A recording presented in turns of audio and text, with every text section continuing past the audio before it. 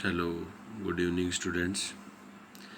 आज का अपना टॉपिक है प्रतिरोध एवं प्रतिरोधकता पर ताप का प्रभाव। ठीक है। इसमें देखना, अलग अलग पदार्थों के लिए प्रतिरोध व प्रतिरोधकता पर ताप का प्रभाव अलग अलग होता है। ठीक है। जैसे अपन बात कर रहे हैं फर्स्ट नंबर पे चालक के लिए।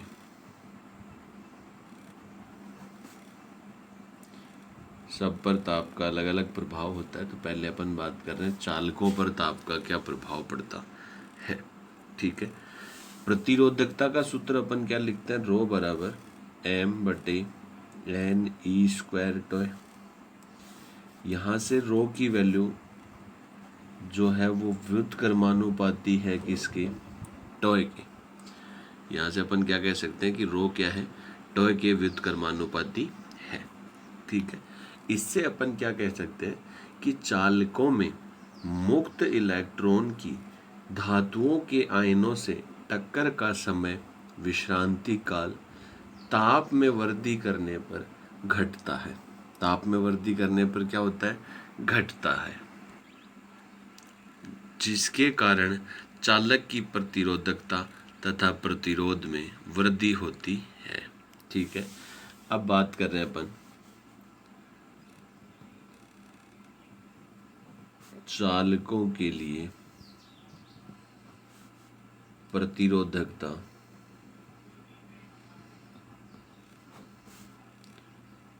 का जो फॉर्मूला होता है, परिवर्तन का जो इक्वेशन होता है, वो इस प्रकार से लिखते हैं, रो टी बराबर रो नॉट 1+α_T। ठीक है। यहाँ रो टी क्या चीज़ है, टी डिग्री सेंटीग्रेड पर प्रतिरोधकता। ये क्या है, टी डिग्री सेंटीग्रेड पर प्रतिरोधकता। रो नॉट क्या है, 0 डिग्री सेंटीग्रेड पर प्रतिरोधकता। एल्फा क्या है, प्रतिरोधकता ताप गुणांक। और टी क्या है, ताप है। ठीक है।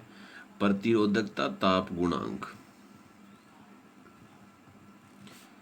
प्रतिरोधकता ताप गुणांक जो अल्फा है उसकी वैल्यू लिखोगे तो क्या आएगा तुम्हारे पास, rho T minus rho not upon rho not into T. इसी इक्वेशन से किसका मान लिखा है अपन ने, अल्फा का मान लिखा है। ठीक है। अब बात करें अपन प्रतिरोध का फॉर्मूला।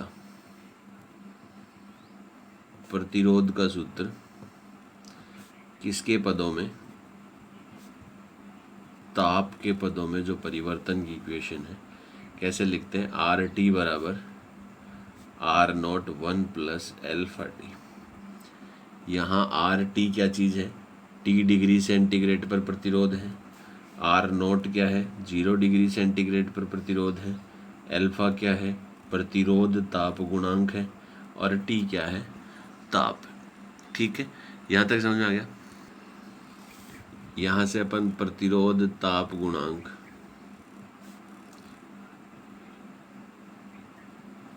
अल्फा का मान निकालेंगे इस इक्वेशन से, तो किसके बराबर आ जाएगा, R T minus R naught upon R naught into T.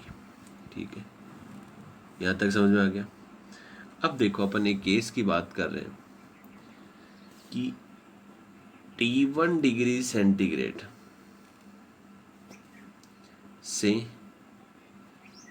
T2 degree centigrade ताप में वृद्धि करने पर जो फॉर्मूला लिख रहे हैं अपन, पहले प्रतिरोधकता की बात कर रहे हैं, प्रतिरोधकता की, तो क्या लिखोगे, रो T2 बराबर रो T1 1+α इंटू डेल्टा टी। यहाँ डेल्टा टी क्या चीज़ है, T2 माइनस T1। ठीक है। अगर प्रतिरोध की बात करें तो क्या लिखोगे, are T2 equals to are T1 1+α∆T। यहाँ डेल्टा टी क्या चीज़ है, T2 माइनस T1। ठीक है। यहाँ तक समझ में आ गया। ये था अपने पास चालक के लिए प्रतिरोध और प्रतिरोधकता पर ताप का प्रभाव। निष्कर्ष अपने पास ये निकला कि चालक का ताप बढ़ाने पर, चालक में उसका ताप बढ़ाने पर उसकी प्रतिरोधकता और प्रतिरोध में क्या होती है, वृद्धि होती है। ठीक है, यहाँ तक समझ में आ गया। अगर प्रतिरोधकता और टी में ग्राफ बनाया जाए, रो और टी में, तो ऐसा ग्राफ प्राप्त होता है और अपने पास लास्ट फाइनल निष्कर्ष ये निकलता है कि चालकों के लिए प्रतिरोधकता ताप गुणांक प्रतिरोध ताप गुणांक का मान धनात्मक होता है। का मान क्या होता है, धनात्मक होता है। अतः ताप बढ़ाने पर चालक के प्रतिरोध और प्रतिरोधकता दोनों में क्या होती है, वृद्धि होती है। अब बात करते हैं अपन अर्धचालकों के लिए। अपन बात करते हैं अर्धचालकों तथा कुचालकों पर ताप का प्रभाव। अर्धचालक तथा कुचालकों के लिए प्रतिरोध ताप गुणांक का मान ऋणात्मक होता है, अर्थात ताप बढ़ाने पर चालक के प्रतिरोध तथा प्रतिरोधकता घटती है। ठीक है, अगर रो और टेम्परेचर में ग्राफ बनाया जाए तो कुछ इस प्रकार से प्राप्त होगा। ठीक है, अगर अपन बात करें फॉर्मूले के रूप में, तो अर्धचालक एवं कुचालकों के लिए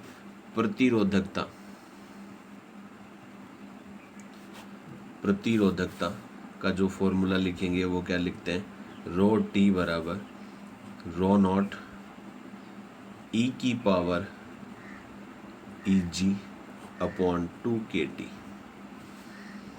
रो टी बराबर क्या लिखते हैं, रो नॉट ई की पावर ई जी अपॉन 2kT। यहाँ रो टी क्या चीज़ है, टी डिग्री सेंटीग्रेड ताप पर प्रतिरोधकता है। रो नॉट क्या है, 0 डिग्री सेंटीग्रेड ताप पर प्रतिरोधकता है। ई जी क्या चीज़ है, संयोजकता बैंड तथा चालक बैंड के बीच का ऊर्जा अंतराल है। के क्या चीज़ है, वोल्टेज मान नियतांक है। और कैपिटल टी क्या है, ताप है।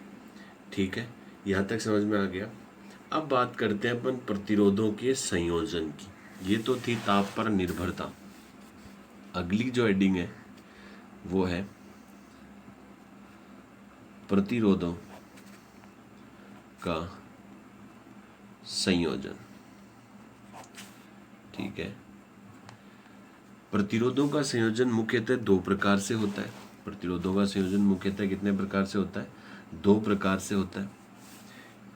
पहला प्रकार है प्रतिरोधों का श्रेणीक्रम संयोजन।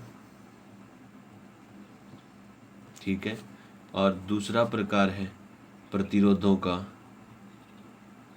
समांतर क्रम संयोजन। ठीक है, बात करते हैं पहले अपन श्रेणी क्रम संयोजन की।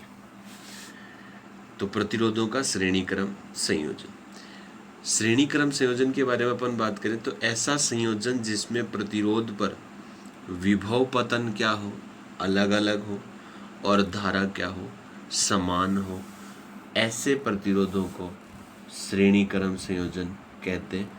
अपन देखना, श्रेणी क्रम संयोजन में क्या है, विभव पतन अलग अलग। ठीक है, दूसरी चीज क्या है अपने पास, धारा समान। श्रेणी क्रम में क्या है, विभव पतन अलग अलग है और धारा क्या है, समान है। ऐसे क्रम को अपन क्या कहेंगे, प्रतिरोधों का श्रेणी क्रम संयोजन। बेसिक रूप से तुम लोगों को मैंने पिछली क्लास में बताया था एक बार, जब संयोजन अपन ने पढ़ा था संधारित्रों का।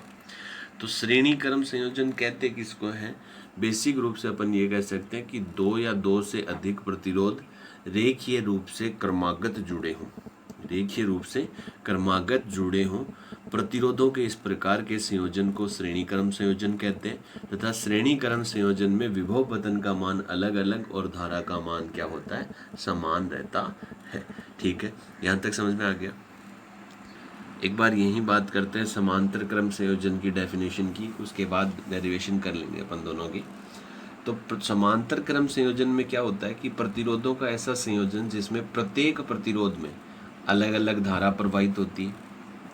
मतलब पहली बात तो क्या, धारा क्या होगी, अलग अलग होगी। ठीक है, दूसरी चीज विभव पतन सभी पर क्या होगा, समान होगा। विभव पतन क्या होगा, समान होगा। ऐसा जो संयोजन है, कौन सा संयोजन होगा? समांतर क्रम संयोजन होगा। बेसिकली अपन ने डेफिनेशन की बात करें तो किसको कहेंगे समांतर क्रम संयोजन? कि दो या दो से अधिक प्रतिरोध जिनका एक सिरा किसी एक बिंदु से तथा दूसरा सिरा किसी दूसरे बिंदु से जुड़ा हो तथा सभी प्रतिरोधों में धारा क्या हो? अलग अलग हो और सभी प्रतिरोधों के विभव पतन क्या हो? समान हो। ऐसे संयोजन को प्रतिरोधों का समांतर क्रम संयोजन कहते हैं। ठीक है, यहाँ तक समझ में आ गया। ये थी अपने पास प्रतिरोधों का संयोजन, श्रेणी क्रम संयोजन और समांतर क्रम संयोजन की डेफिनेशन।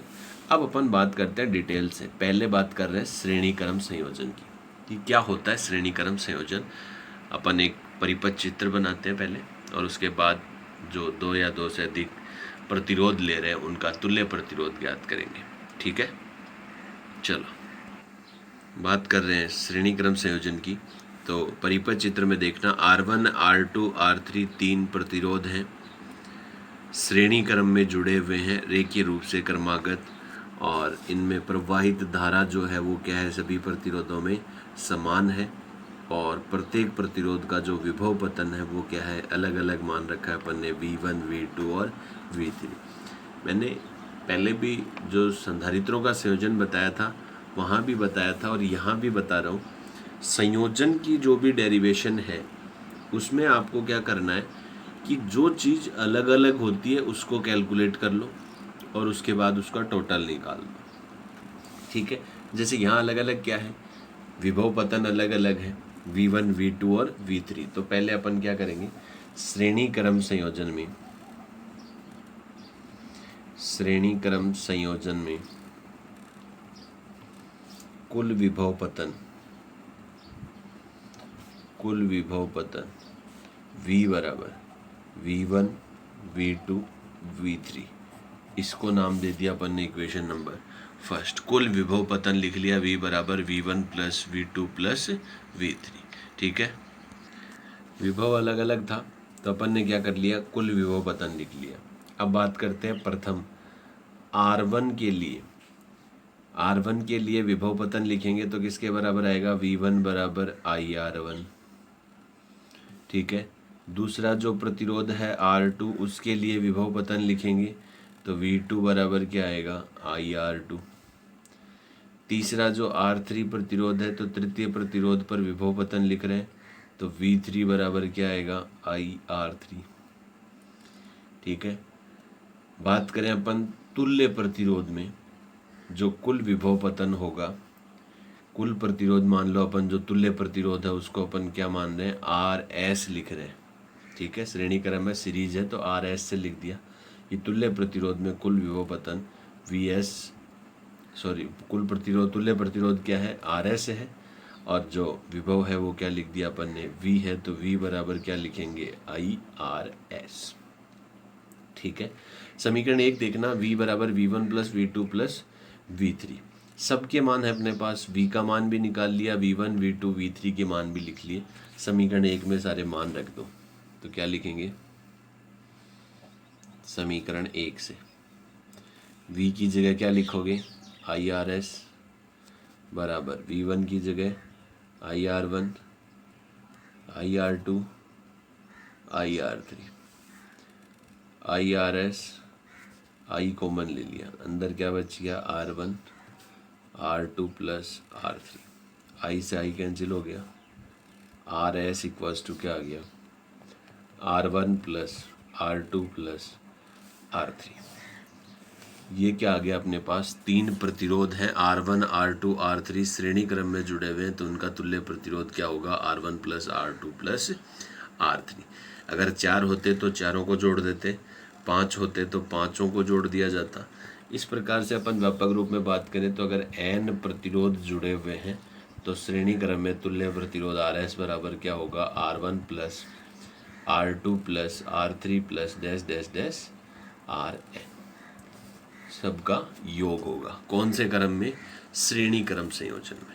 ठीक है, यहाँ तक समझ में आ गया। ये था अपने पास श्रेणी क्रम संयोजन में तुल्य प्रतिरोध, जितने प्रतिरोध जुड़े हुए हैं उनका तुल्य प्रतिरोध निकालने का फॉर्मूला आ गया अपने पास। ठीक है, अब बात करते हैं अपन समांतर क्रम संयोजन की। बात करते हैं समांतर क्रम संयोजन की। तो समांतर क्रम संयोजन में अपन ने डेफिनेशन में क्या कहा था कि प्रत्येक प्रतिरोध में धारा का मान क्या होगा, अलग अलग होगा, और विभव पतन का मान क्या होगा, समान होगा। ठीक है, देखना परिपथ चित्र बनाया अपन ने। R1 R2 R3 तीन प्रतिरोध समांतर क्रम में जुड़े हुए हैं, जिनमें धारा क्रम से क्या है, I1 I2 और I3 है। विभव पतन क्या है, सेम है, V है। और जो परिपथ में कुल धारा है वो किसके बराबर है, I के बराबर है। ठीक है, देखना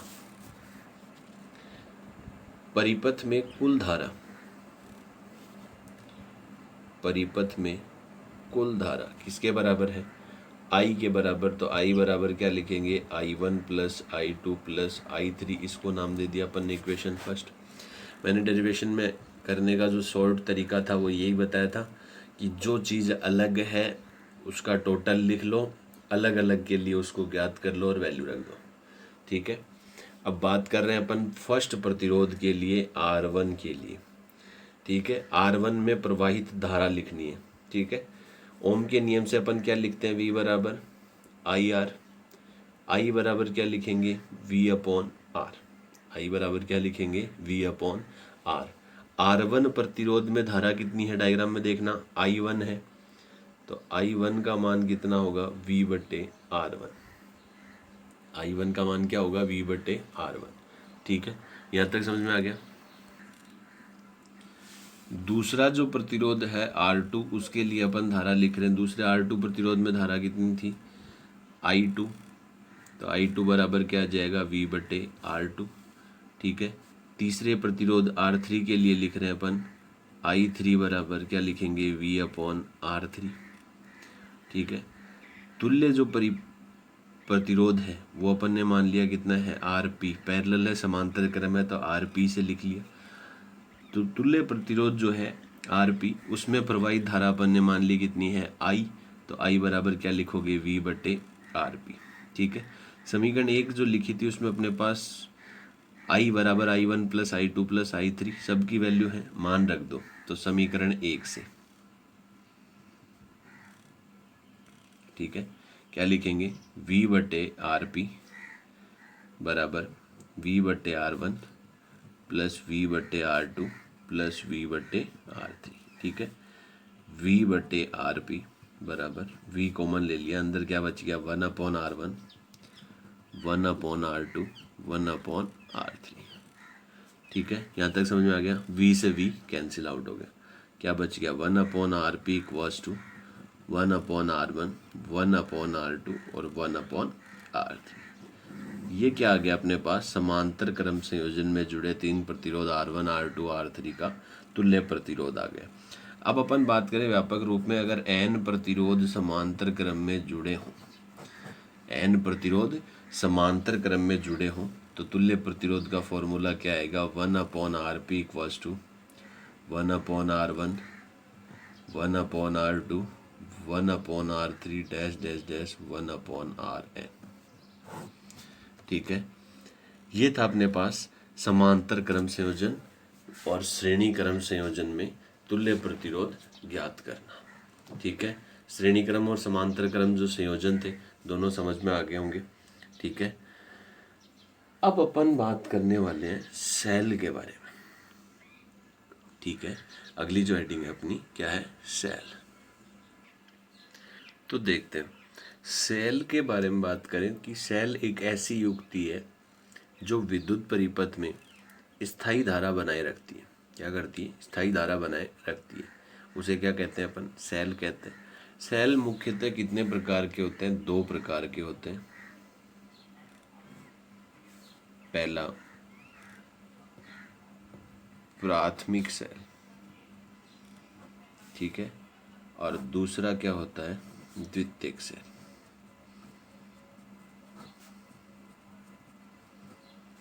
ठीक है, बात करें अपन पहले प्राथमिक सेल की।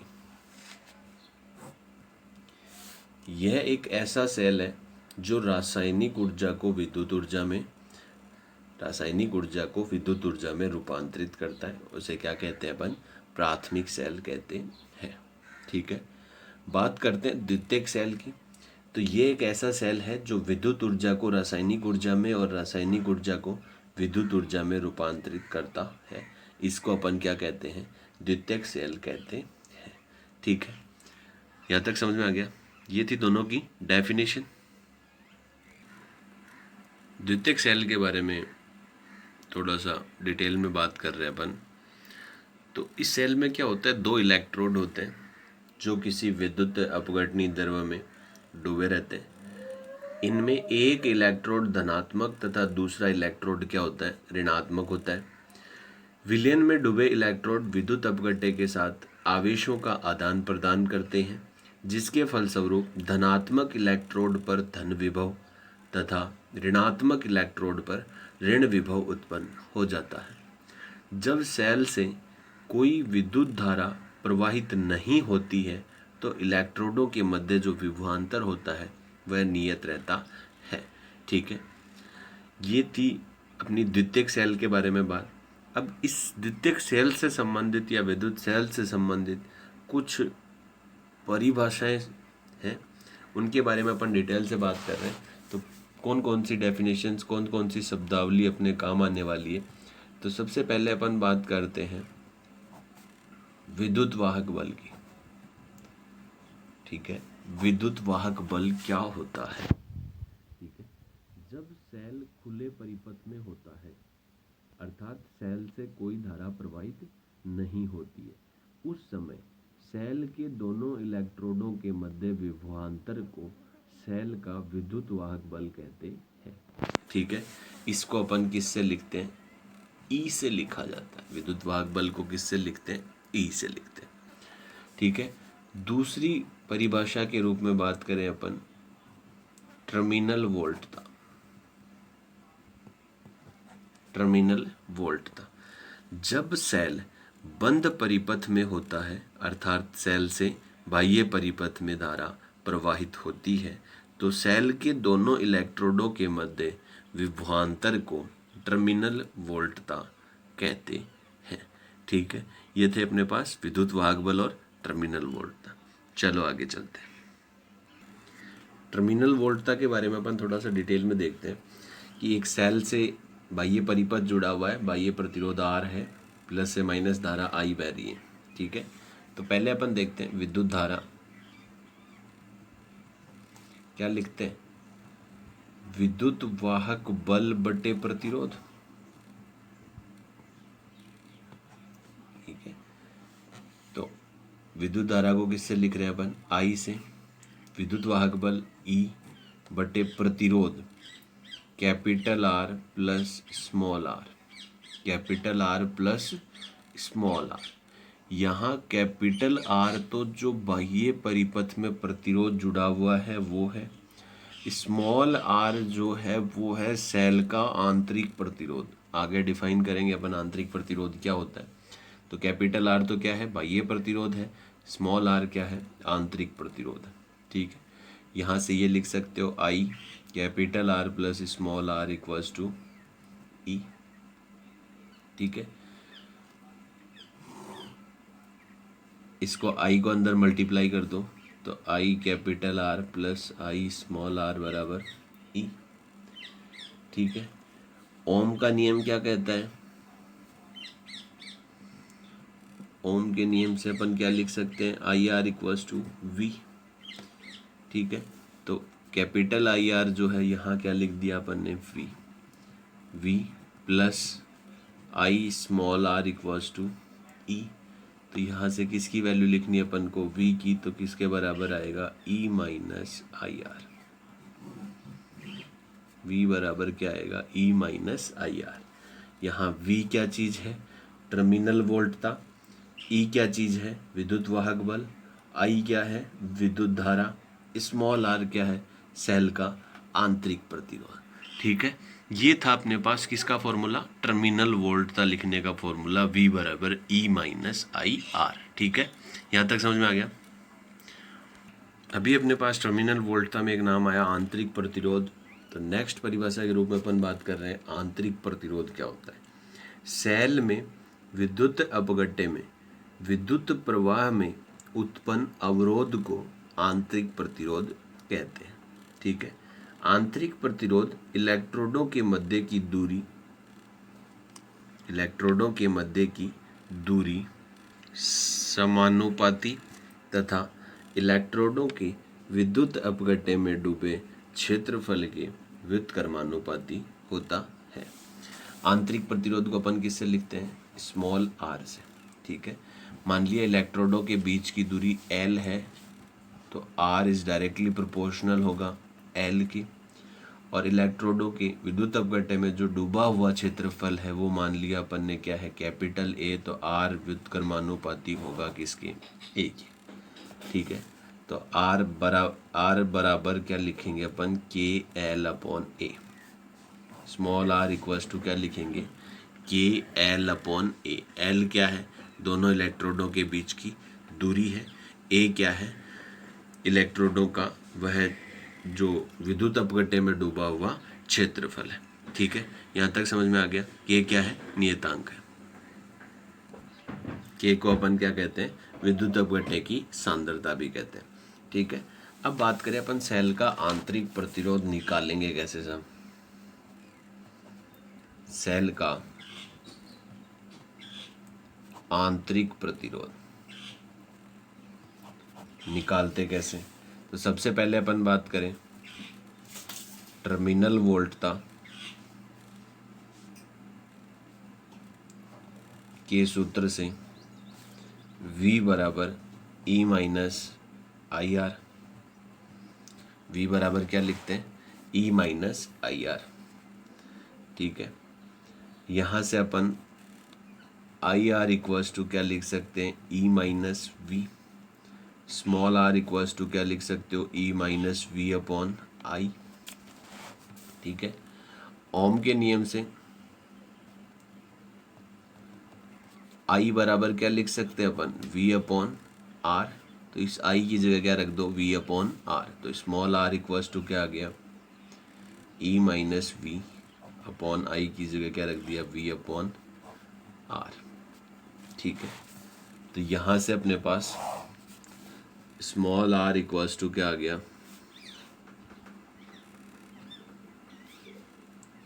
E minus V upon V into में R। ठीक है, इसको अपन ऐसे भी लिख सकते हैं, small r equals to E upon V minus 1 into में R। Small r equals to E upon V minus 1 into में R, या फिर क्या लिख सकते हो? R equals to E minus V upon V into R। यहाँ स्मॉल r क्या चीज़ है? सेल का आंतरिक प्रतिरोध है। E क्या चीज़ है? विद्युत वाहक बल है। V क्या चीज़ है? टर्मिनल वोल्टता है। और कैपिटल R क्या है? बाह्य प्रतिरोध है। ठीक है, यहाँ तक समझ में आ गया?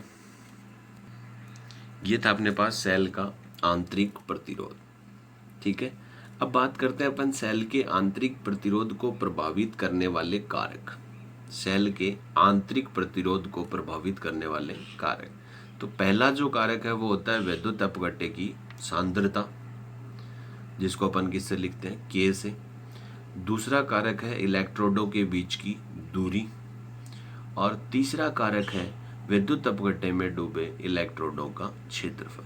सिर्फ और सिर्फ इन तीन चीज़ों से प्रभावित होता है कौन? सेल का आंतरिक प्रतिरोध। ठीक है, यहाँ तक समझ में आ गया? चलो आगे बात करते हैं अपन सेल के प्रतीक चिन्ह। तो पहला चिन्ह अपन बना रहे हैं एक प्लस माइनस। बड़े वाला टर्मिनल हमेशा प्लस होगा, छोटे वाला माइनस होगा। अगर ऐसा सिंबल बना हुआ है तो इसको अपन क्या कहेंगे? अपरिवर्तित सेल। ठीक है, दूसरा सिंबल बना रहे हैं,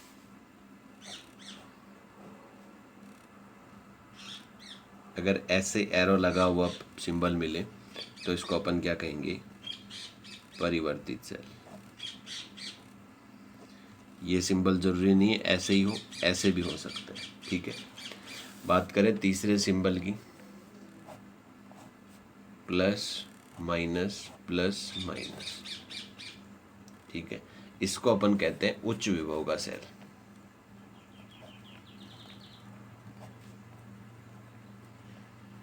उच्च विभव का सेल।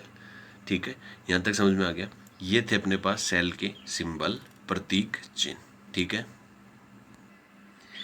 लास्ट अपन एक नोट में बात करते हैं, जो अभी अपन थोड़ी देर पहले पढ़ा था, सेल का आंतरिक प्रतिरोध और सेल के आंतरिक प्रतिरोध को प्रभावित करने वाले कारक। उसके लिए एक ट्रिक के रूप में आपको बता रहा हूँ कि याद रखने का क्या तरीका है कि स्मॉल आर किस किस पर निर्भर करता है या किसके कारण प्रभावित होता है। एक फॉर्मूला याद करना, स्मॉल आर इज समानुपाती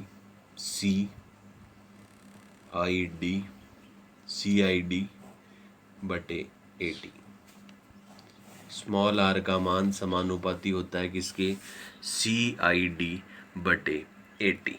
ठीक है, अब देखना ये CID और AT क्या चीज़ है। सबसे पहले बात करें अपन C की, तो C क्या है, विद्युत अपघट्य की सांद्रता है। C क्या है, विद्युत अपघट्य की सांद्रता है। बाद में बात करें अपन I की, I क्या है, सेल से ली गई धारा है। उसके बाद अपन बात करें D की, तो D क्या है, प्लेटों के बीच की दूरी है या इलेक्ट्रोडों के बीच की दूरी है। उसके बाद बात करें अपन A की, तो A क्या है, प्लेटों के या इलेक्ट्रोडों के घोल के अंदर डूबे क्षेत्रफल है। उसके बाद बात करें अपन कैपिटल T की, तो कैपिटल T क्या है, ताप है। ठीक है, यहाँ तक समझ में आ गया। ये थी शॉर्ट ट्रिक किसके लिए, सेल के आंतरिक प्रतिरोध को प्रभावित करने वाले कारकों के लिए। ठीक है, यहाँ तक समझ में आ गया। अगले वीडियो में अपन बात करने वाले हैं सेलों का संयोजन। दो प्रकार का होता है, श्रेणी क्रम संयोजन और समांतर क्रम संयोजन। उनके तुल्य विद्युत वाहक बल कैसे निकालते हैं सेलों के लिए, या जोड़ने के बाद क्या उनके फॉर्मूले डेरिवेशन होते हैं, वो सब। उसके बाद अपन बात करने वाले हैं विद्युत ऊर्जा की, विद्युत शक्ति की, और उसके बाद अपन बात करने वाले हैं अति चालकता, सुपर कंडक्टिविटी। तो अगले वीडियो को देखने के लिए इस चैनल को सब्सक्राइब कीजिए और बेल आइकन को दबाएं, ताकि आपको अगला वीडियो अपलोड होते ही नोटिफिकेशन मिल जाए और आप 12th or BSc physics with Vishnu Mela के साथ पूरी कर सको। ठीक है, थैंक यू।